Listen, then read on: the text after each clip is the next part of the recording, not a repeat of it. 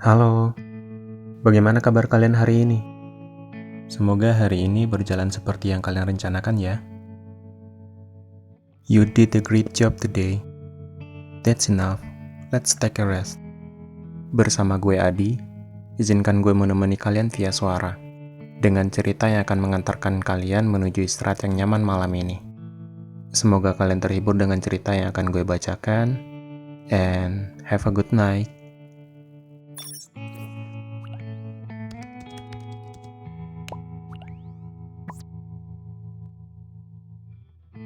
Cerita kali ini gue baca dari buku karangan Versa Besari dengan judul Garis Waktu.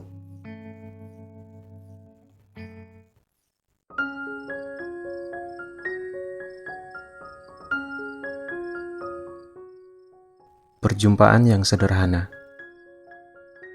Kota ini sedang dilanda gerimis tatkala jalan hidupku ditakdirkan untuk berubah selamanya.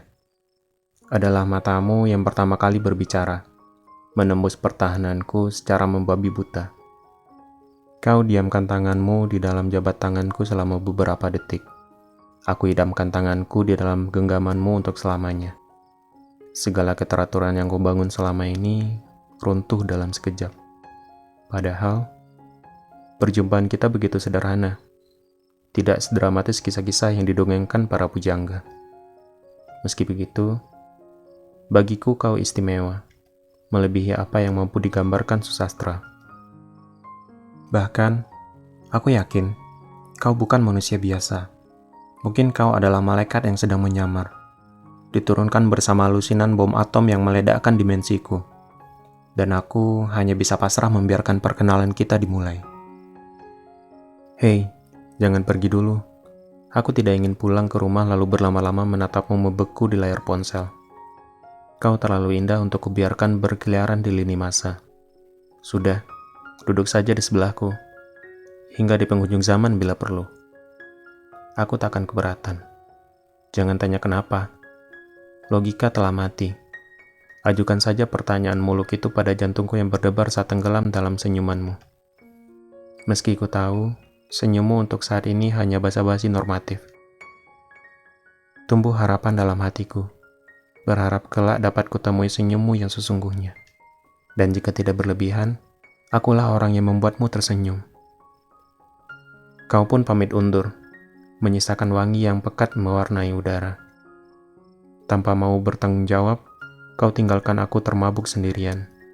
Jika kasmaran adalah narkotik, maka kau adalah bandarnya, dan aku bagaikan pecandu yang rela menggadaikan jiwa demi menatap matamu sekali lagi.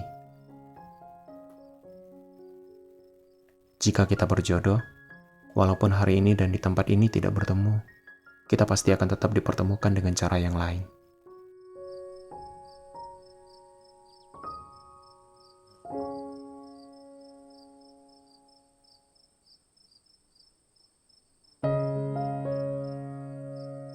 Sesuatu yang tumbuh diam-diam.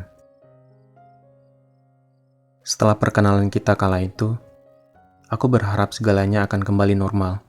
Kau kembali ke langit tempat semestinya bintang berada. Dan aku kembali ke bumi, tenggelam dalam rutinitas. Hidupku selama ini sudah teramat tenang, dan aku tidak ingin secuil adegan perkenalan denganmu menjadi efek kupu-kupu yang merusak banyak rencanaku di masa depan. Percayalah, aku sudah pernah bergumul dengan asmara, dan patah hati yang ditimbulkannya tidak berdampak baik. Aku tidak membutuhkan drama untuk saat ini. Namun, nahasnya, sebuah "Hai, apa kabar?" darimu kembali membuyarkan fokusku. Mati-matian aku berkata pada cermin bahwa perasaan untukmu hanyalah euforia sesaat yang akan hilang dalam hitungan hari. Semudah itu kau kembali menyeretku menjadi budakmu, dan bayangan di cermin tertawa mengejekku. Makan itu cinta, katanya puas. Cinta selalu bersemi di tempat, waktu, dan situasi yang tidak terduga. Ia laksana mentari di tengah temaram, hijau di antara gersang. Cinta tidak pernah datang tiba-tiba. Ia akan mengendap-endap menyusup ke dalam urat nadimu, meledakkan jantungmu, lalu meninggalkanmu terbakar habis bersama bayang-bayangnya. Dan aku hanya mampu menjadi korban dari kerinduan yang mencekik, yang tersenyum dengan pipi merah merona tatkala kau menyapaku. Bak anak kecil yang menemukan mainan yang paling diidamkan. Memimpikanmu terasa menyenangkan, meski kau hanya dapat kupandangi dari luar etalase. Kau terlalu mahal untuk kutebus, atau apakah perlu aku menjadi penjahat saja, yang mencurimu hanya karena tak rela orang lain menikmati keindahanmu? Kutampar pipiku sendiri. Bukan, aku bukan anak kecil dan kau bukan mainan. Hatimu bukan untuk kucuri, melainkan untuk kuminta baik-baik. Sebuah, hai, apa kabar, mampu membuat seseorang gagal move on. Aku mulai intens berbincang denganmu. Setelah, hai, apa kabar, ada, jangan lupa makan, dan selamat tidur. Dan di setiap obrolan kita, aku selalu berusaha mati-matian untuk terfokus pada kata-katamu. Sulit bagiku untuk mendengarkanmu, jika parasmu mendistraksiku lagi dan lagi. Kali ini, aku tidak bisa mengelak. Aku yakin bahwa hatiku sudah ada di genggamanmu, menjadi hak milik untuk kau rawat, atau mungkin kau hancurkan. Namun, tak perlulah aku berpikir terlalu jauh. Sekarang yang terpenting adalah mengatur siasat agar posisi kita berimbang. Aku pun harus bisa menggenggam hatimu, karena entah kau sejauh langit atau sedekat langit-langit, bagiku kau bintang yang aku puja setengah mati. Jatuh cinta tidak mengenal tipe. Kau tak akan peduli fisik dan isi kepalanya. Yang kau tahu hanyalah jantungmu berdebar kencang bila berada di dekatnya.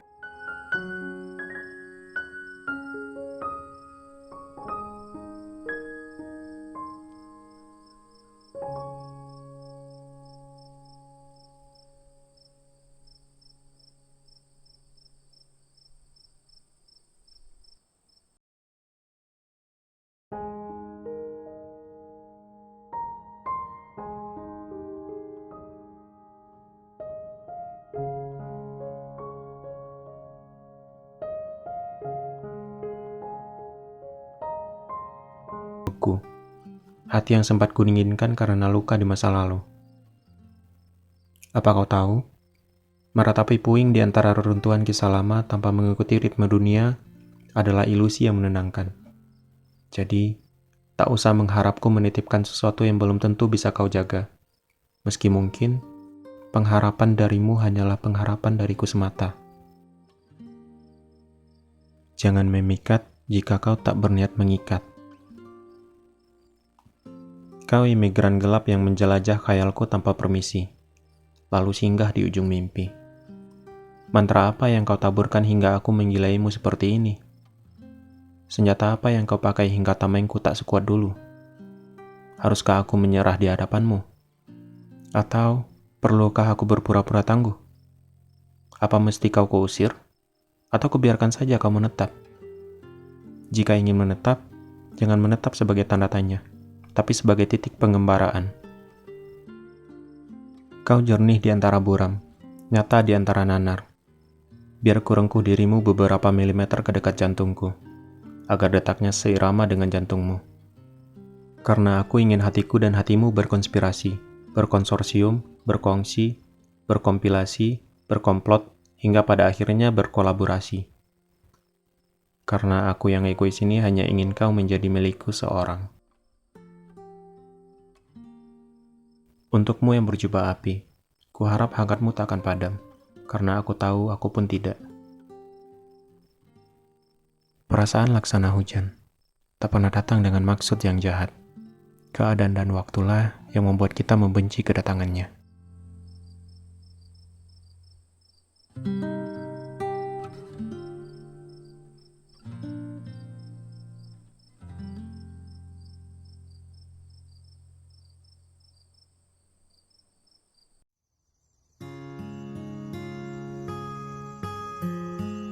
Dan kemudian, pagi datang lagi, membangunkanku dengan kicauan burung dan mentarinya. Hari yang berbeda, waktu yang berbeda, masa yang berbeda. Masih dengan perasaan yang sama, yang menunggu pesan darimu masuk ke dalam ponselku. Sekadar, selamat pagi, akan menjadi dua kata paling hebat untuk mengawali hariku. Ternyata tidak ada. Buku yang tergeletak di sebelah pemutar musik sudah tiba pada halaman terakhir. Kata mereka, hidup ini harus seperti membaca buku. Kita tak akan bisa lanjut ke bab berikutnya jika terus terpaku di bab sebelumnya. Namun, mengapa hidupku lebih mirip satu lagu yang sudah bersenandung ratusan kali di pemutar musik sedari malam? Terus buku terbalik tanpa pernah bosan ku nikmati senandungnya. Lagi-lagi imajinasi menertawakanku karena selalu berhasil menemuimu. Sementara dalam realitas, kita berdua hanyalah dua orang yang berlari. Aku sibuk mengejarmu, kau sibuk menghindariku. Oh, tenang, aku tidak lelah. Justru, aku menikmati prosesnya. Kemudian, pagi kembali berganti malam. Repetisi yang tidak lagi membosankan semenjak kau hadir. Mata coklatmu yang indah, dicampur senyummu yang berseri, takkan pernah gagal membuat jagat rayaku meledak menjadi jutaan kembang api. Sementara kata-katamu yang seadanya dan terkesan dingin adalah residu dari kembang api yang menghanguskan bumiku menjadi jelaga, gelap. Lagi-lagi aku menantimu seperti menanti cahaya, tak menyerah walau langkah melemah. Entah mengapa hatiku berkata, kaulah orangnya. Gemintang keras menyemangatiku, terlalu jauh sorak-sorainya untuk kunikmati. Di sini sunyi, tanpa ingar-bingar. Entah mengapa hatiku berkata, kau akan datang. Kita sama-sama pemimpi, kau mengejar impian, dirinya. Aku menunggu impianku, dirimu. Entah mengapa hatiku berkata, kau pantas untuk semua pengorbanan. Menyayangimu sangatlah mudah. Aku bisa melakukannya berulang kali tanpa pernah merasa bosan. Yang sulit itu cara menunjukkannya.